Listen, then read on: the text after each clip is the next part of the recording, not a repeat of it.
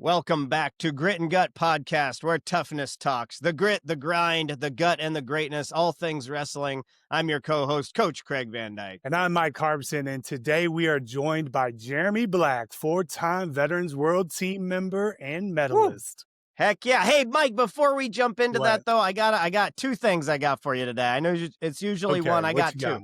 Number one, I got to give a big shout out to a new Veteran World Team member, Marco Priolo. Man, he sent me Okay, this yeah. beautiful limited edition What? Jordan Burroughs sweatshirt as a thank you, man. It came in this beautiful like signed box. It's bro. numbered. Check this out. It's signed number.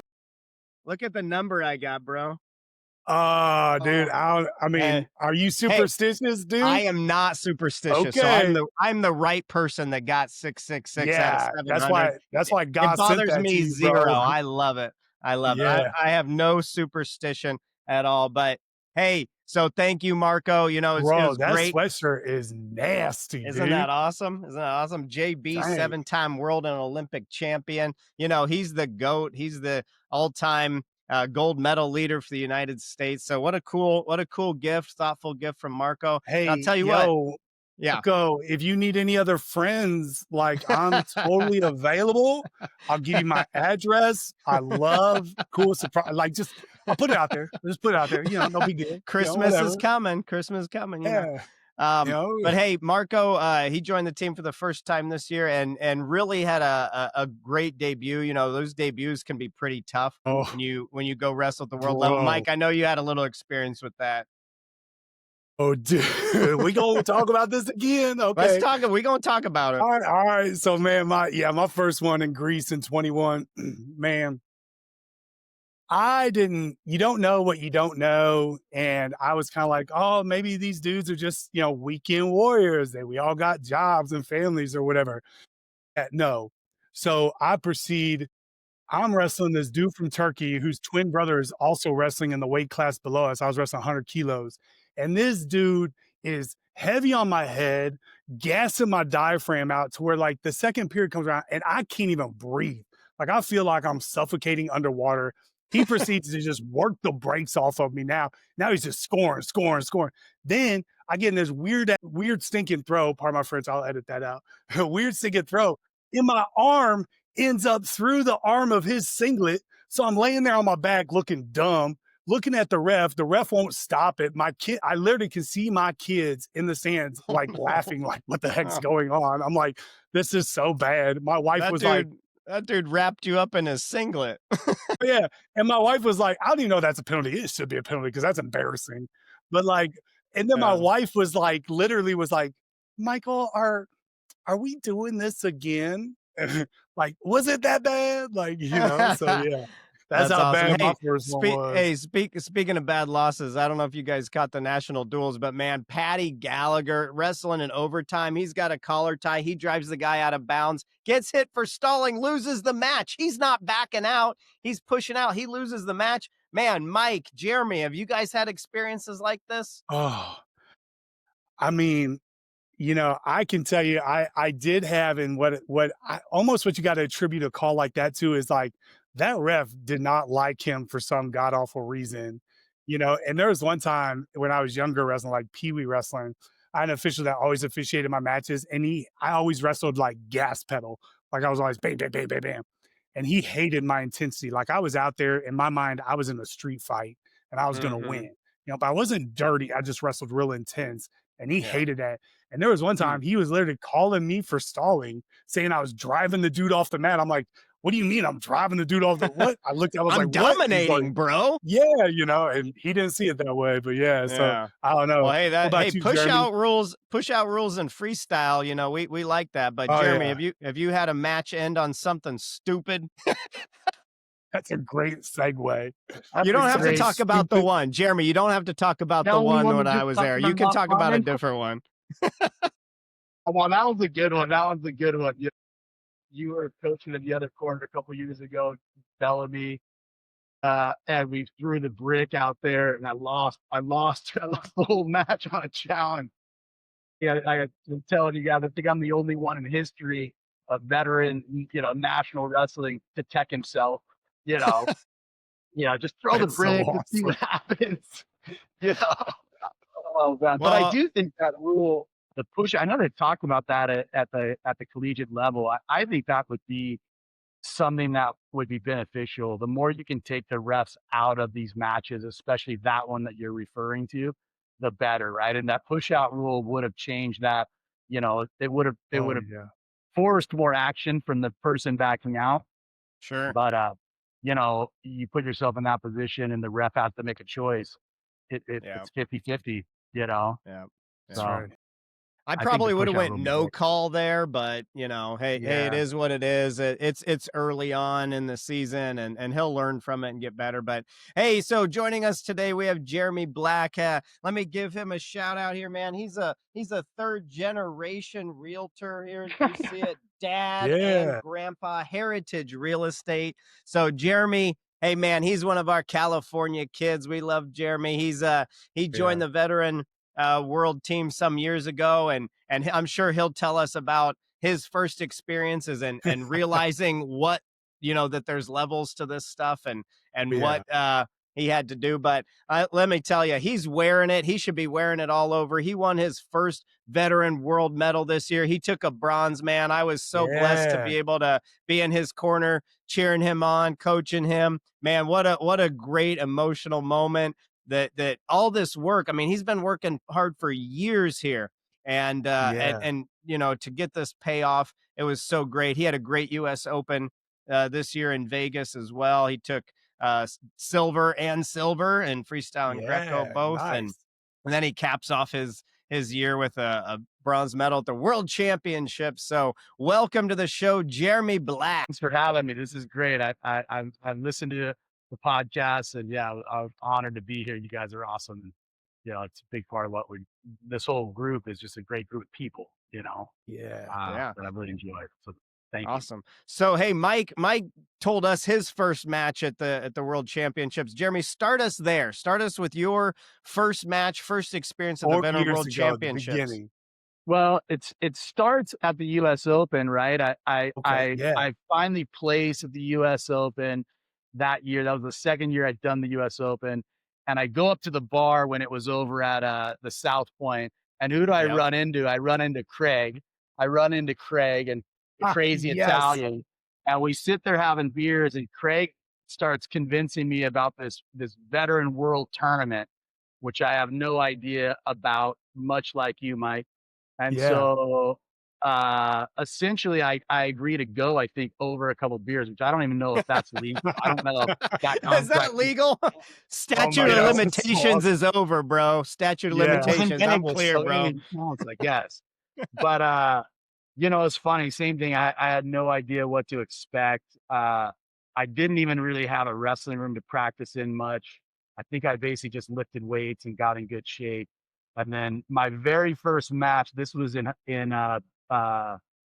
Bulgaria. It was in Bulgaria. Yeah. Bulgaria. And my first match ever, I wrestled a guy from Kazakhstan who now I've come to know and has since I've done it, he's won it every year at freestyle. And I wrestled him first round and just get worked. I mean, just a different level. I remember he double legged me that he looked like, it didn't look like much. I think he was smoking a cigarette before and, you know, hanging out. He was like laying down, taking a nap. And I'm like, oh, this guy doesn't look like a whole lot. Like, I don't know. He got him off the farm or something. Yeah, he hit Uh, a double leg, blew me across I thought I was in good shape. Now he put it on me. He beat me pretty good. And then again, I had no idea about this carry tournament style. The next thing you know, I think Craig's like, hey, wait around. So then I wait around all day. Eventually, this guy makes the finals. I think the next match I wrestled Medeiros from the USA. And Ooh. Yeah. I didn't know who he was. I had never wrestled him Yeah. before. But I have some friends, Brendan Buckley and Darby Washington, a few people from the Fresno State organization. And Yeah. they started messaging me like, this kid's really good. And again, if you look at Medeiros, right, he's absolutely Oh my amazing. gosh. But if you judge a book Yeah. by its cover, you're kind of like, oh, he's strong in his legs, but I don't know. This guy. Yeah. And then we had a good match actually. Fireman's carried me. I think in the first period. I think Craig, you were actually coaching me in that match too. And I think I was losing like 6-0. And then I came back, I scored a couple points. And then Craig says to me, he goes, "Good job. You lost the first round and you won the second round." Cause I think I did like 6-2 or 6-3 or something, you know? And, Yeah. and so that was it. And now, and, you know, I hate to lose. That's a problem I have. Probably a lot of us have. Like, I just don't like Yeah. losing. Yeah. And for I have a sure. hard time, uh, disassociating that with just my feelings too. Uh, Yeah. and so it worked out, you know. I think after I lose that match, I go up in the stands. I'm still digesting this. Like, I lose to an American guy, and I get to the stands, and my wife's carrying this kid, this baby in her arms, and I'm like, "Whose kid is that?" And she's like, "Oh, Yes, I it's Eros's kid." And I'm looking yes. at her. How could you? How could you? You know. Now we, Oh, you know, baby bomb. She was holding baby bomb, man. yeah, you Yeah. know, holding this chip. Oh man, how dare you, woman, do that to me? But Uh, you know, we've gone to David. Actually, he's become one of my best friends on the team, and yeah. somebody I cherish and I enjoy to be around and love. And that's, you know, uh, I think what makes us better and better is chasing people that are better than you. And I'm in a pretty fortunate situation as kind of a, you know, a walk on and a kid that I started wrestling late. You know, I didn't wrestle. I came from football, and my dad put me, which I don't think they even do anymore. But Mike, I know you're from Illinois, right? So my dad and my everybody on my dad's side's from Illinois. They're from Decatur, Illinois. Oh, And yeah, Decatur. Okay, yeah. yeah, so they're all from Decatur. My grandfather was in the military for a lot of years. He ended up getting moved over to Des Moines, Iowa. My dad finished high school in Lincoln, at Lincoln High School in Des Moines, Iowa. Yeah. He was a swimmer, and when he graduates high school, drives a Chevelle 454 Hertz shifter 411 rear end from Des Moines Ooh, to nice. California. Nice. And that's where Yeah. I come from. Yeah, I'm from California. But Yeah. yeah, so he put me in football. Like, I was like 8 years old playing Pop Warner, which probably explains a lot of my issues. Uh, I don't think they allow you to do that anymore. And I really loved the game of football, but I was tiny. You know, I Yeah. came to high school as a freshman I was 119 pounds, and Oh, it's crazy, right? that's And not football material. yeah, yeah, dude, I was like, I really was that kind of that like kid that was a late bloomer. I mean, I didn't really start growing until after I graduated high school. And one of Yeah. the football coaches was a wrestling coach. And he just said, you know, "We got places for like little guys." You know, and I remember kind of being like, "What's he talking about?" And so I ended up my freshman year, sort of I had no idea what wrestling was. Right? I didn't know a singlet, Yeah. I didn't know headgear, I didn't know, excuse my language. And so I sort of started poking my head in there my freshman year, and I was getting curious about it. And then that slowly developed into, you know, about the middle of that freshman year, kind of getting into wrestling. And like, then I loved it, you know, didn't do, you know, just had a lot to learn about the sport in high school. Got whooped, you know, that entire year.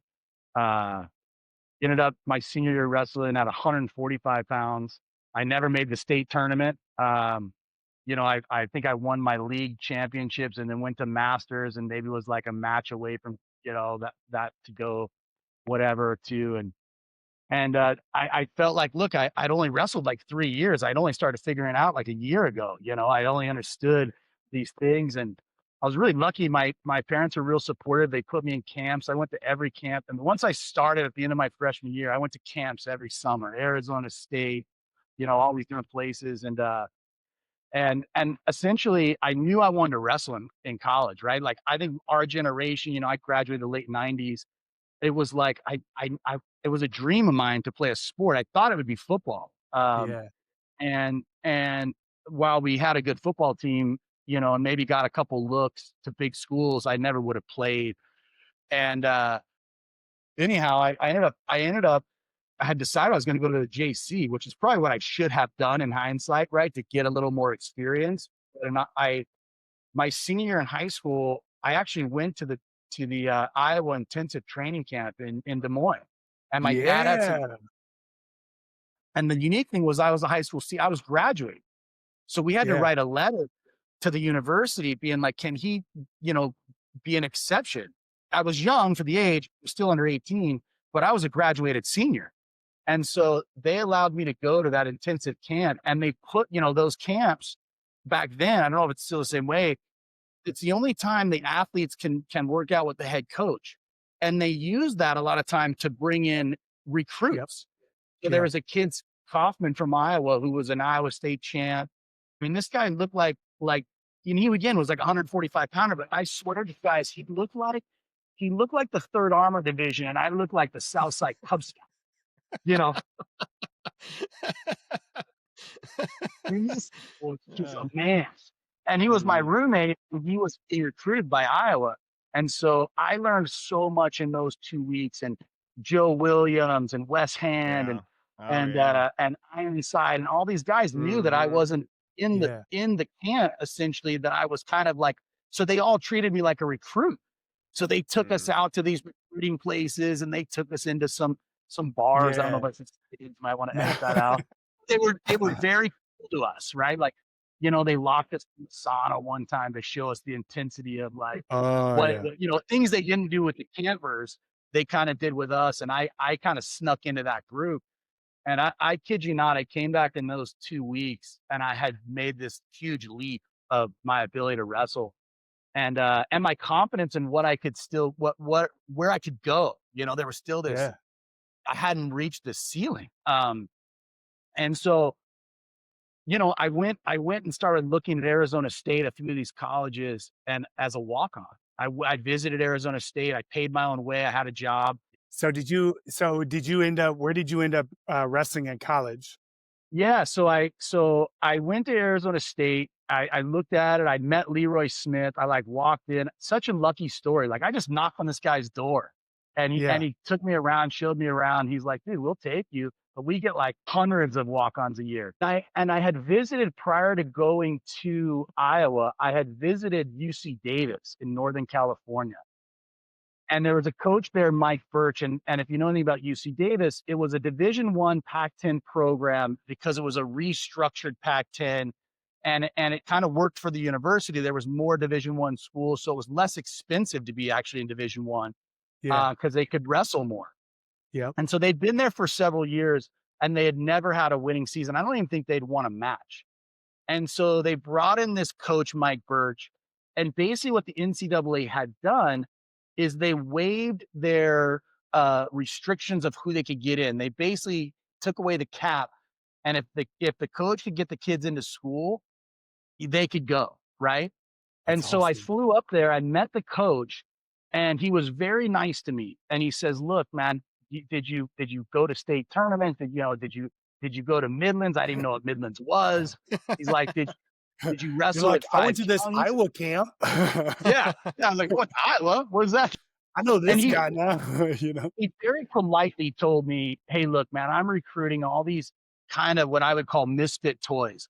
All these kids that were like second, third, fourth, fifth in the state that maybe didn't reach their potential. You know, these Cliff Acostas. I mean, some pretty big names of California wrestling at the time.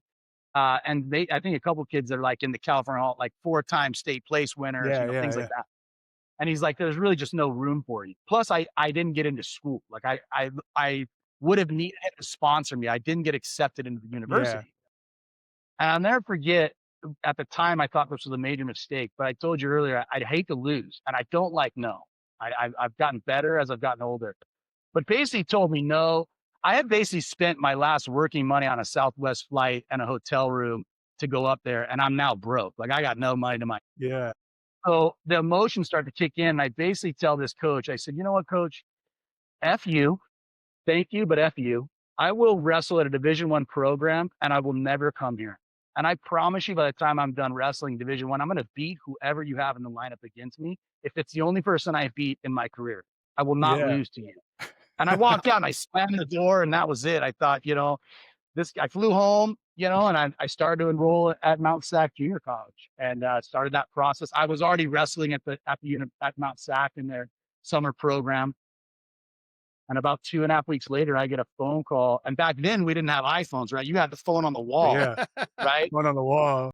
Right. And we had you know, this was the long cord and stuff, right? You know, and it was about 10 in the morning on a Saturday. And my mom picks up the phone and she just sets it on. At the time we had this yellow, You remember when you'd have those countertops with the tile? It was like the yellow tile with the white grout, the 80s. And she puts the phone on the countertop and she looks at me and she goes, "You got a phone call. Some coach named Mike Birch wants to talk to you." And I couldn't read her face. I got so red and I was like, "Oh, he just told her that I cussed him out. He was a big jerk." Like, And I'm in trouble. oh, dude, I thought I was done. I'm like, "Oh, my mom's not gonna handle it. Yeah. She's gonna whoop me." For real. So I answer the phone like I'm like, "Hello," like super afraid. And he goes, "Did you mean what you said?" And I said, "Yeah, I did."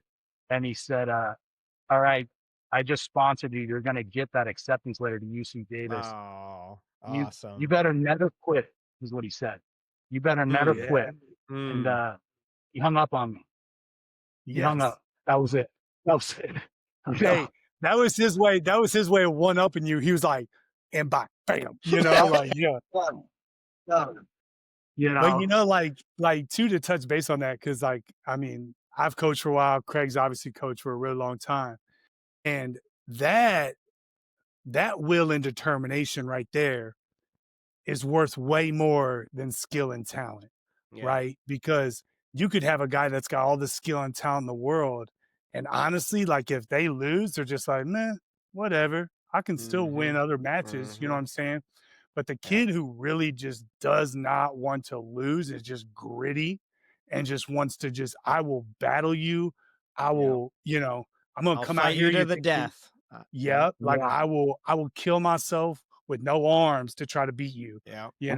And that's huge. And more, obviously we would talk against that kind of response, right? When y'all are recruiting you. But like for you, like it worked out because it's just who you were, right? And it was raw and it was real. And that's pretty cool though. And you showed and your it changed grit. my life, not just for wrestling, but for the rest of my life. It led me to a place that I am today that I wouldn't, I mean, I'm so grateful.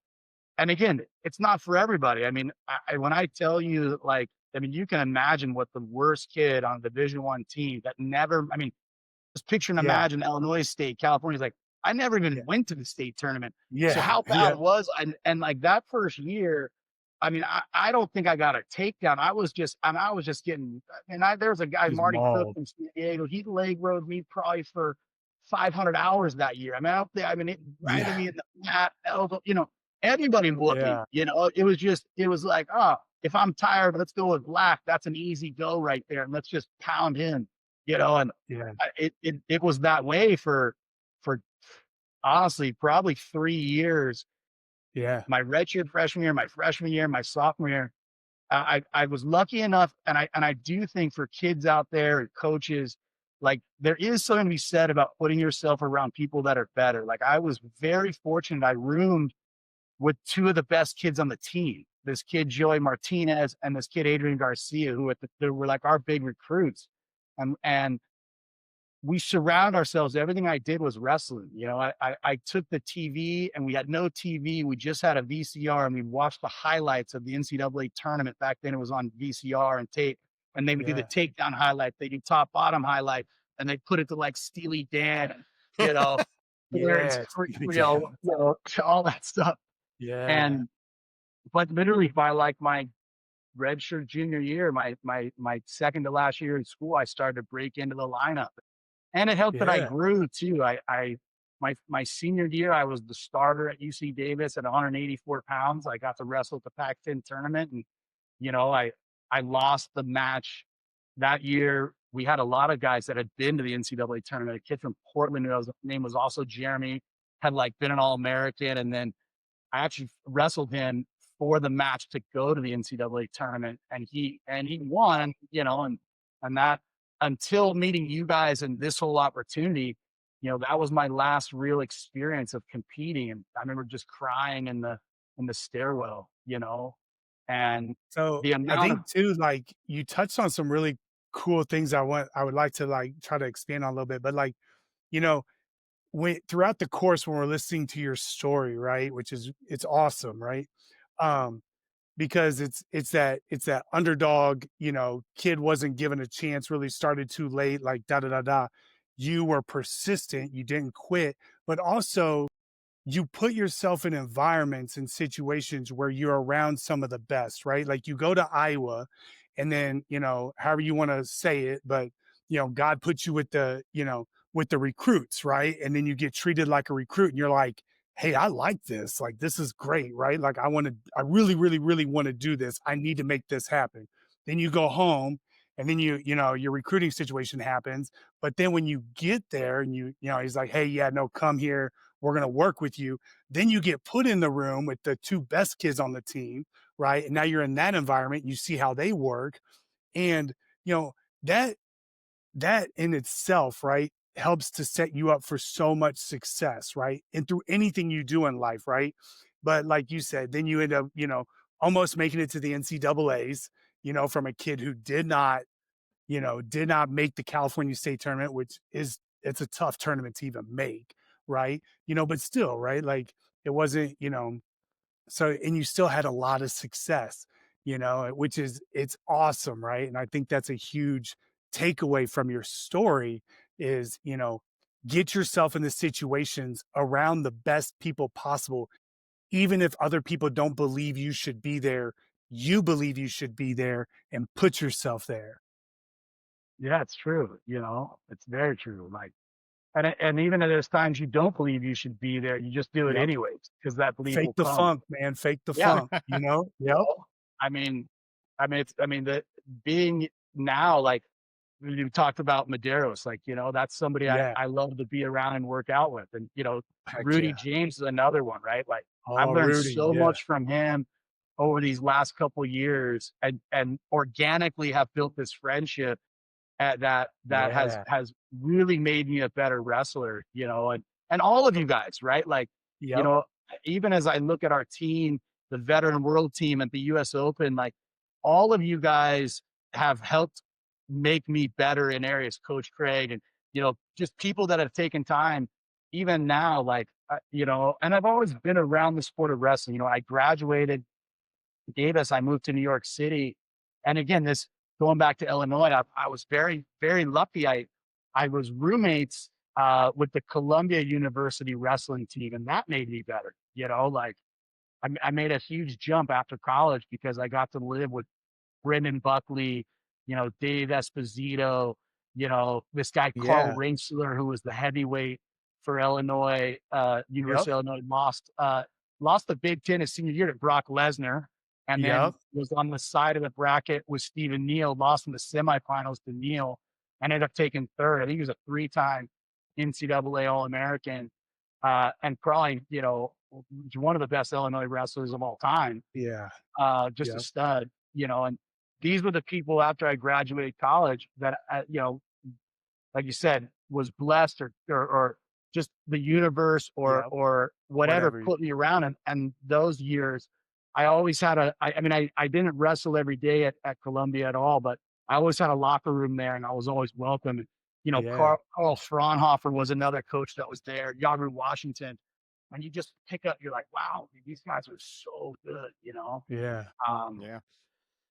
But yeah, Well, Jeremy, yeah, man, all of this culminated this year in that bronze medal you have around your neck. So hold that up so we can see it, Yeah. and then Yeah. just Happy talk a Eagle. little bit, just very briefly, take us through that match and then how it felt afterwards to win that bronze medal for Team USA.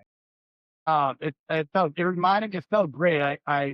I watched leading up to it, the Trent Hidley, his finals Yeah. where he was down and he comes back and, you know, that I knew I was ready this year. I knew Yep. I had done all the work. I still know that there's levels that I can improve, but I came into the tournament, my first round, we had to battle back. You were coaching that one. That could have gone either way. Those Yeah. matches are all tough. These guys are all good. Yep. You know, Getting to that third place match, I didn't know how, but I believed in my heart and soul. I knew we were going to win. I didn't know how, and it got really gritty, and it came down to a 2-2 scenario, and I probably shouldn't have even let it get that close, but it was kind of, you know, fortuitous and almost like, I don't know the word that I'm looking for, but like it was like redemption because the year prior I'd lost a 1-1 match, and this year I won a 2-2 match. Yep. And, it really meant a lot. Like, it was close, and that guy was good, and he was a little dirty. He was from Russia, that he was doing everything he could, but we were able to pull it out and, you know, do everything we had to do to win. And in that kind of match, you have to be.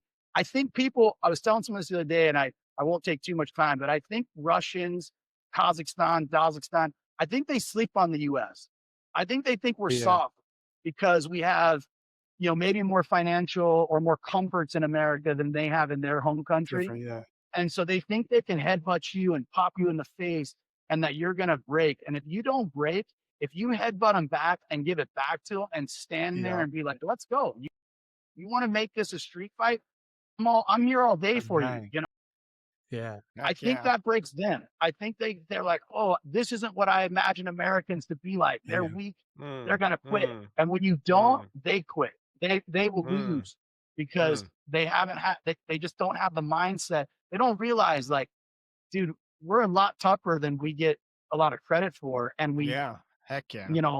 deal with a lot more than most Yeah. than most other countries ever have to deal with. So Heck it felt yeah. great. I mean, That's you were there in my corner, Craig. And having my yeah. family there too. My parents were Oh, there, yeah. That's and I awesome. started crying. I didn't even Oh know I was yeah. going to feel that way on the podium stand. I'm like, dude, Yeah. I'm crying, and I look up and it's my Sure. parents are divorced, but I'm very fortunate that they're friends. And there's, obviously when you come from homes that have had challenges like that, my mom is on her third marriage and he's a great guy. And but we Yeah. had some challenges in life. Yeah. And Yeah. to be my age and to see, my mom and I came from a shelter at one point, which a lot of people Yeah. don't Yeah. know. And to see my mom and her loving husband, you know, and my dad and his loving wife, and all four of them standing together down there on Yeah. the podium area, and my wife, it was just a moment that maybe in my life I'll never get again. And something it just hit me as like, Yeah. That's this is special, a man. life well lived. I could die tomorrow, Yo. and I've got everybody here that Cool. have seen this journey, and it did. It just hit me. I thank God every day for that. It Yeah. could have gone a lot different for my family, and I'm very lucky to be here today with Dude. a healthy Heck family. yeah. Man, Heck yeah, dude. Jeremy. It was an awesome So moment. Thank you so much yeah. for sharing that, Jeremy. Dude, that is a killer story, man. Like that in that whole medals with the family and stuff. So, man, we definitely appreciate you, brother, man. You are killing it. Definitely love to watch you training on the Instagram and everything. And then looking at some of those San Diego houses, thinking like, dang, ooh, but that's nice, Move So to yeah, San Diego. It's great here. yeah, Jeremy but and I love man, it here. We're happy to have you. We got yeah, wrestling for you. We got houses for you. oh Whatever you yeah, a need, little we bit of got you. everything. And some Uriah Faber, but Oh, there you go. There you yeah. go. But yeah, so thanks for tuning in to Grit and Gut, where toughness talks, because on the mat or in life, toughness isn't given, it's earned.